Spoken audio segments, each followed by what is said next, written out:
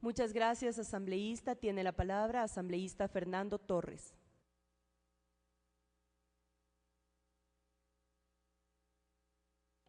Sí.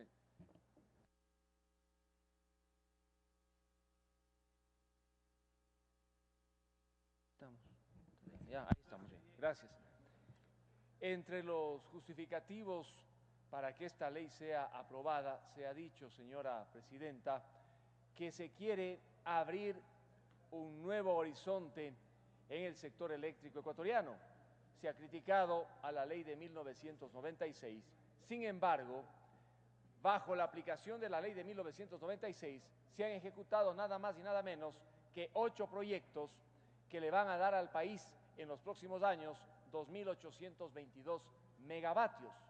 La ley de 1996 ha servido entonces para que en estos 7 años pueda el actual régimen ejecutar nada más y nada menos que 8 megaproyectos a nivel hidroeléctrico. El gran problema de esta ley es que trae los viejos vicios de aquella ley que rigió antes de 1996 y que, como muy bien ha explicado Moisés Tagle, prácticamente concentra en el sector estatal todas las fases correspondientes al sector eléctrico, desde la rectoría hasta la regulación, pasando por la operación con los viejos vicios del antiguo INESEL. Antes de esta intervención, el asambleísta Ramiro Aguilar me decía, comparemos las competencias de la nueva agencia con aquellas competencias asignadas al viejo INESEL y prácticamente los dos organismos vienen a ser lo mismo. De tal modo que mayores innovaciones en cuanto a la estructura no trae esta ley, porque es prácticamente una réplica de la vieja estructura del INESEL y aquella ley que fue derogada en 1996.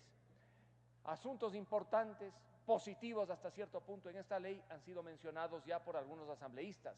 La tarifa única, por ejemplo, sí es interesante y esa ha sido una lucha de aquellos que hemos vivido en el pasado bajo aquella legislación que establecía las tarifas diferenciadas altamente perjudiciales. En Ambato, por ejemplo, en la década de los 90, pagábamos mucho más que lo que se pagaba en otras ciudades del país, particularmente en Quito y en Guayaquil, a pesar de que en Ambato y en la zona central de la patria existían 3 generadoras.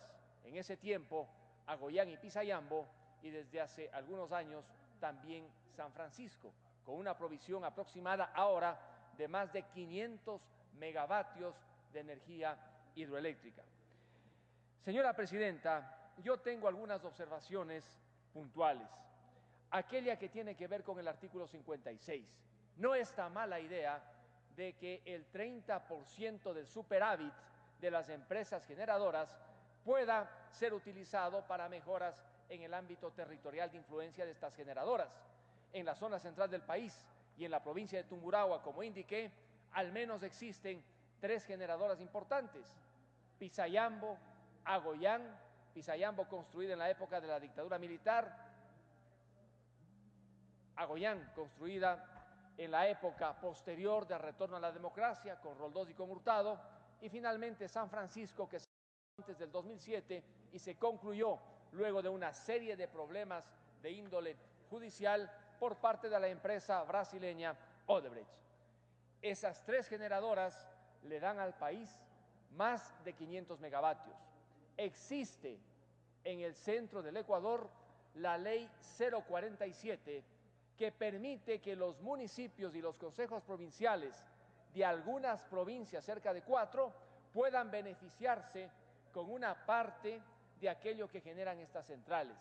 Me pregunto yo, si es que la ley 047 va a seguir en vigencia luego de lo que dice el artículo 56, en las derogatorias no existe una derogatoria expresa de la ley 047. Sin embargo, al cambiarse el concepto en el artículo 56 de esta nueva ley, uno podría entender que la ley 047 tácitamente va a quedar derogada.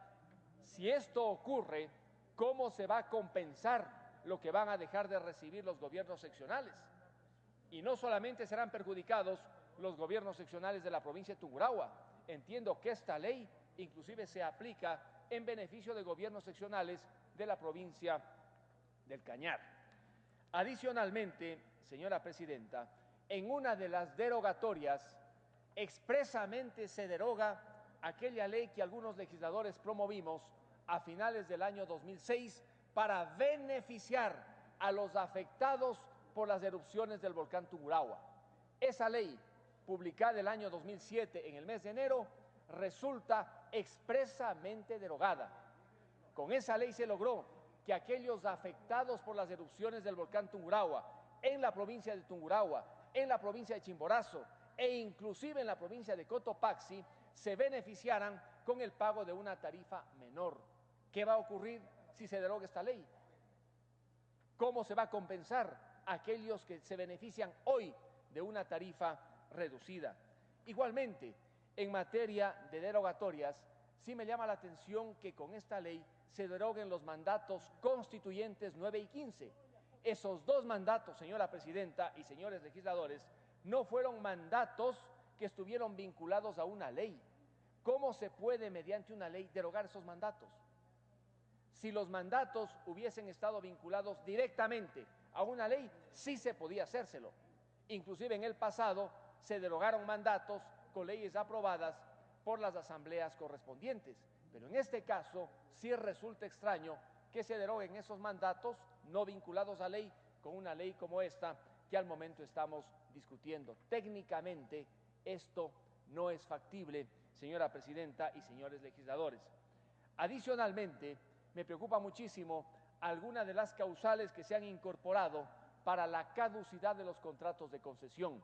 Allí, por ejemplo, se habla que una causal de caducidad de un contrato de concesión será la cesión de acciones. Numeral 7 del artículo 35. En el numeral 6 del artículo 35 se habla del traspaso de derechos. ¿Por qué preocupa este tema? Recordemos el asunto occidental. Básicamente se declaró la caducidad del contrato porque no se había, dicen, logrado la autorización correspondiente del ministerio o no se había comunicado al ministerio. Una cosa es el traspaso de derechos y otra es la transferencia de acciones en compañías anónimas. En este caso, al hablar de cesión de acciones, se incurre en un error en la práctica societaria. Si se quiere ser más preciso, debería hablarse de transferencia de acciones que se instrumentan por la cesión, y una modalidad de la cesión de una acción al portador es el endoso. Este error, que parece menor, podría ocasionar muchísimos problemas en lo futuro. De allí que yo lo que pido es mayor precisión en la terminología aplicable. No hablemos de cesión de acciones, sino de transferencia de acciones, sabiendo que la cesión es una modalidad que se instrumenta, dependiendo del título, por el endoso, por la cesión ordinaria con notificación o simplemente por la entrega. El artículo 37 igualmente llama la atención en cuanto a las controversias. Se dice que las controversias con aquellos que sean beneficiarios de un contrato de concesión deberán ser ventiladas única y exclusivamente por los jueces ecuatorianos o en una instancia arbitral de la región. Me pregunto yo, y no sé si saben ustedes, los esfuerzos que tuvieron que hacer cuando negociaban con los chinos el contrato para Coca-Cola Sinclair, y los esfuerzos que han hecho en otro tipo de contratos, porque las principales objeciones de estas empresas tienen que ver precisamente con este tipo de normas. Bien podríamos aprobar esta norma y resulta que con la intervención de la Procuraduría General del Estado se encuentra otro camino para dilucidar este tipo de controversias. En este punto sería interesante que la comisión nos presente un informe de cómo han incluido el tema de la resolución de controversias en contratos tan importantes como el Coca-Cola Sinclair celebrado con una empresa china. Y así hay otras más que preocupan, y una, señora presidenta, se están derogando los beneficios de la ley del anciano en las derogatorias finales. Me pregunto yo, si ya no se va a aplicar la ley del anciano en beneficio de los ancianos en materia de pago de tarifas eléctricas, ¿cómo se va a hacer la compensación? El artículo 59 establece bastante discrecionalidad para aprobar subsidios específicos. Pero ¿cómo se va a instrumentar? Tenemos entonces, señora Presidenta, en resumen, dos leyes importantes que se derogan. Aquella que beneficia a los afectados por el volcán Tungurahua, aquella que beneficia a los ancianos y no sabemos cómo se van a compensar. Y la otra, la ley 047, que beneficia a varias provincias del país, a sus municipios, a sus consejos provinciales, que al aplicarse el artículo 56 sobre el 30% del superávit, también quedaría tácitamente derogada. Muchas gracias.